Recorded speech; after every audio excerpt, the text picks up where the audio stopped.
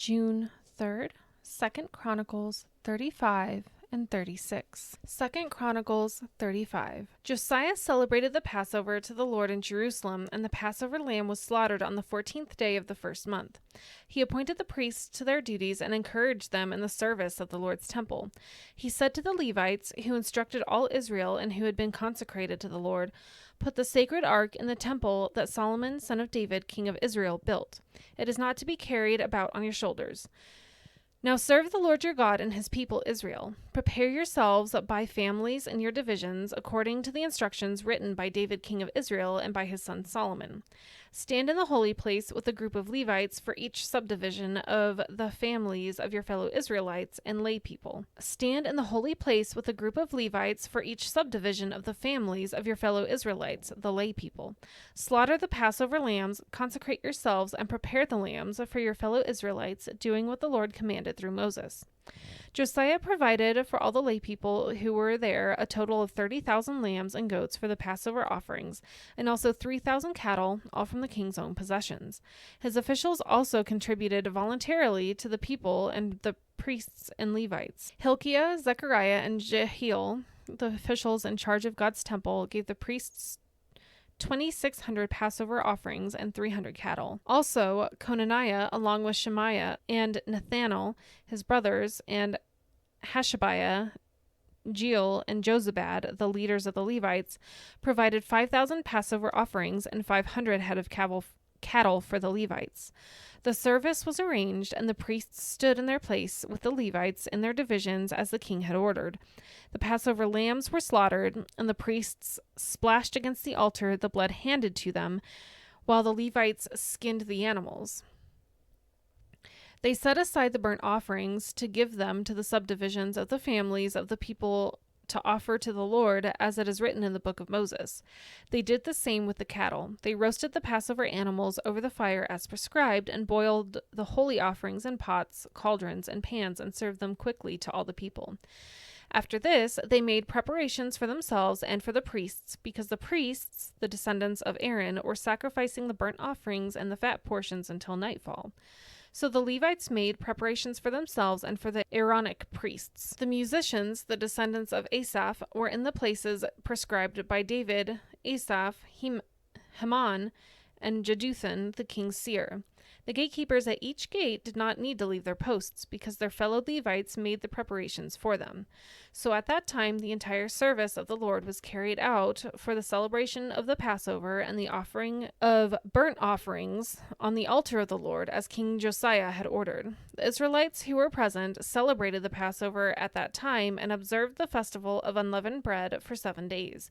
The Passover had not been observed like this in Israel since the days of the prophet Samuel, and none of the kings of Israel had ever celebrated such a Passover as did Josiah with the priests, the Levites, and all Judah and Israel who were there with the people of Jerusalem. This Passover was celebrated in the 18th year of Josiah's reign.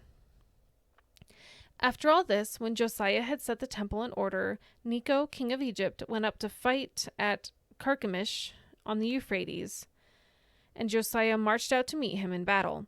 But Necho sent messengers to him, saying, "What quarrel is there, king of Judah, between you and me? It is not you I am attacking at this time, but the house with which I am at war. God has told me to hurry, so stop opposing God who is with me, or he will destroy you."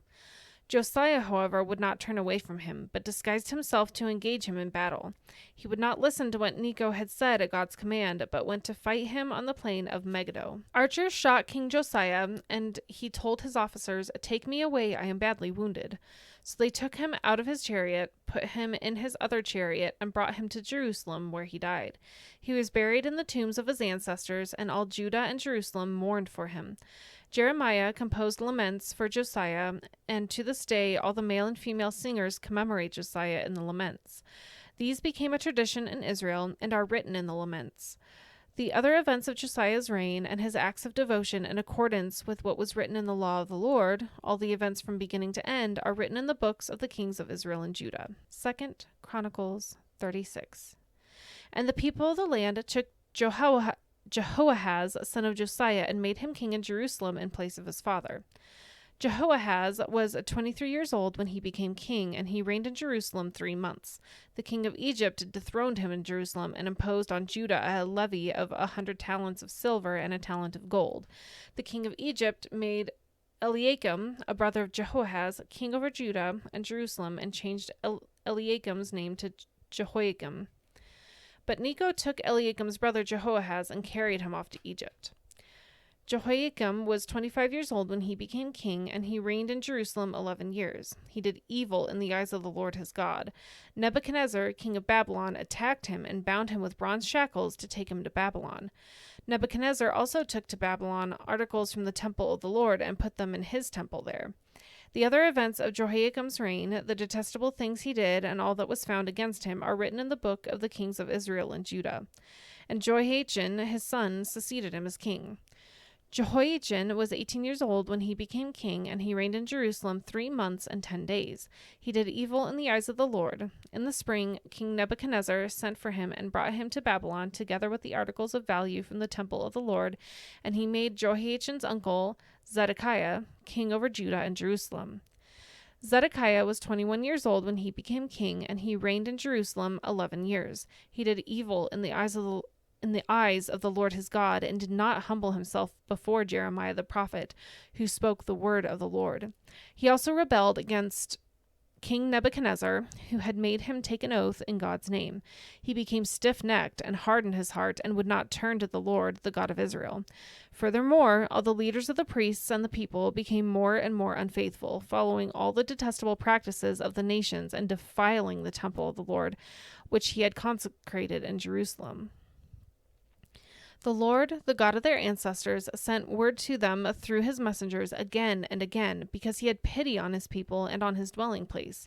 But they mocked God's messengers, despised his words, and scoffed at his prophets until the wrath of the Lord was aroused against his people, and there was no remedy.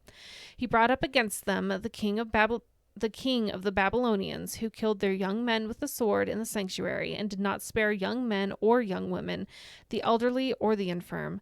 God gave them all into the hands of Nebuchadnezzar. He carried to Babylon all the articles from the temple of God, both large and small, and the treasures of the Lord's temple, and the treasures of the king of his officials. They set fire to God's temple and broke down the wall of Jerusalem. They burned all the palaces and destroyed everything of value there. He carried into exile to Babylon the remnant who escaped from the sword, and they became servants to him and his successors until the kingdom of Persia came to power. The land enjoyed its Sabbath rests. All the time of its desolation it rested, until the 70 years were completed in fulfillment of the word of the Lord spoken by Jeremiah.